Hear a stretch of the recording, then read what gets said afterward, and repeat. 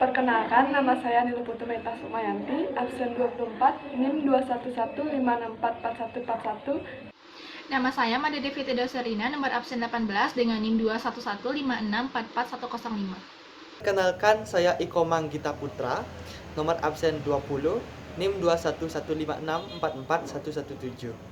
Nama saya Dimadivani Agus Nurniati, absen 11 dengan NIM 21156444063. Saya Iketut Dinarta Hari Gunawan, absen 27, NIM 211644159. Perkenalkan, nama saya Nimade Pritiwi Wardani, absen 22 dengan NIM 21156444129. Video ini merupakan tugas kelompok proyek video penerapan matematika bisnis. Kami sebagai kelompok 3 dari kelas 1C di 4 akuntansi manajerial mengangkat judul pembayaran bunga kredit menurun dan LPD Desa Adat Muncan sebagai objek pada tugas kelompok kami. Kami mengambil data dengan mewawancarai ketua kredit dari LPD Desa Adat Muncan pada tanggal 7 Desember 2021 yang dilakukan secara online melalui Google Meeting.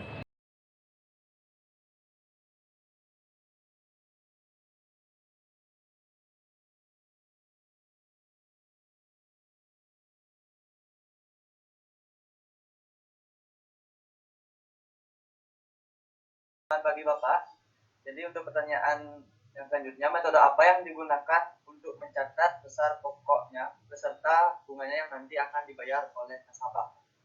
Ada bunga menetap dan ada bunga menurun.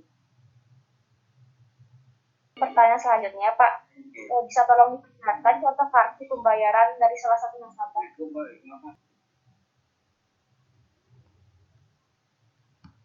Guys, untuk contohnya seperti ini, mungkin nanti bisa difoto biar lebih jelas ya. Baik, Bapak, di sini saya ingin bertanya, menurut LPD Desa Muncan sendiri, apakah benar bunga menurun atau bunga efektif memang lebih menguntungkan jika dibandingkan dengan sistem bunga lainnya? Terima kasih. Kalau bunga menurun, berarti keuntungannya lebih kecil itu dibandingkan dengan bunga menetap. Kalau bunga menetap itu kan tetap itu bunganya tidak berkurang dari jumlah awalnya. Tapi kenapa dipilih bunga menurun, Pak, di LPD Desa Muncan? Tergantung permintaan itu. Kalau menginginkan tetap ya tetap, kalau menurun dalam hitung-hitungan kita di LPD itu keuntungannya adalah bunga menetap. Terima kasih, Pak, atas waktu yang sudah diberikan hari ini. Dan kami akan mengambil salah satu contoh pinjaman nasabah ini untuk kami pakai sebagai proyek kami. Terima kasih, Pak. Saya tutup dengan para misalnya, Pak.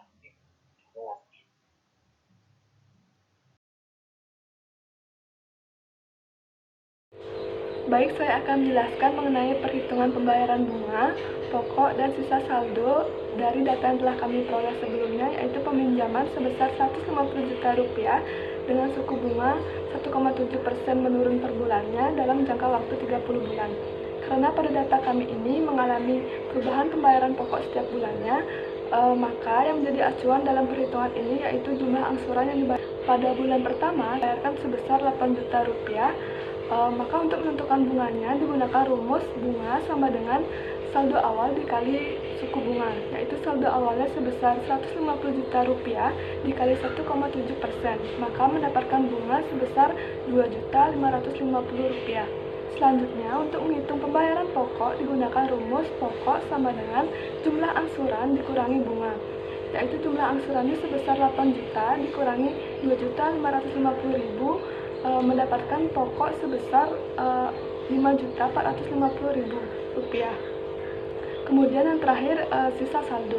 Untuk menghitung sisa saldo digunakan rumus saldo awal dikurangi pokok, yaitu saldo awalnya sebesar Rp150 juta dikurangi pokoknya sebesar Rp5.450.000, sehingga mendapatkan sisa saldo pada awal bulan pertama yaitu Rp144.550.000. Pada bulan kedua akan membayar sejumlah 8 juta rupiah dengan rincian pertama bunga sama dengan saldo awal dikali suku bunga sama dengan 144.550.000 rupiah dikali 1,7% sama dengan 2.457.350 rupiah. Kedua, pokok sama dengan jumlah angsuran dikurangi dengan bunga sama dengan 8 juta rupiah dikurangi 2.457.350 rupiah sama dengan 5.542.650 rupiah. Yang ketiga, sisa saldo sama dengan saldo awal dikurangi dengan pokok sama dengan 144.550.000 rupiah dikurangi 5.542.650 rupiah sama dengan 139.007.350 rupiah.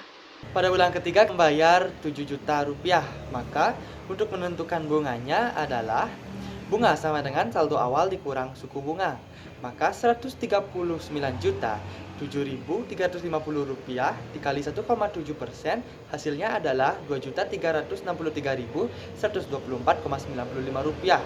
Maka untuk menentukan pokok sama dengan jumlah angsuran dikurang bunga, sama dengan 7 juta dikurang 2.363.124,95 rupiah, hasilnya adalah 4.636.875,05 rupiah.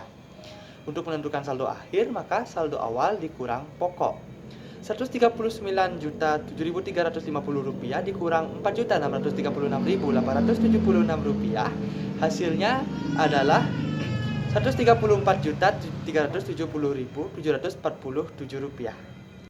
Pada bulan keempat membayar sebesar 7 juta. Lalu untuk menghitung bunganya menggunakan rumus saldo awal dikali dengan suku bunga yaitu 134.370.474 rupiah dikali dengan 1,7% akan mendapatkan hasil 2.284.298 rupiah. Selanjutnya untuk menghitung pokok menggunakan rumus jumlah angsuran dikurangi dengan bunga yaitu 7 juta dikurangi 2.284.298 rupiah akan mendapatkan hasil 4.715.702 rupiah. Untuk selanjutnya menghitung sisa saldo dengan rumus saldo awal dikurangi dengan pokok yaitu 134.370.474 rupiah dikurang dengan 4.715.702 rupiah, lalu akan mendapatkan hasil 129.654.772 rupiah. Untuk bulan kelima membayar sebesar 6 juta, maka untuk menentukan bunganya adalah bunga sama dengan saldo awal dikurang suku bunga. Saldo awal sebesar 129.654.772 rupiah. Suku bunga sebesar 1,7%, maka hasil dari bunga sebesar 2.204.131 rupiah. Kemudian pokok.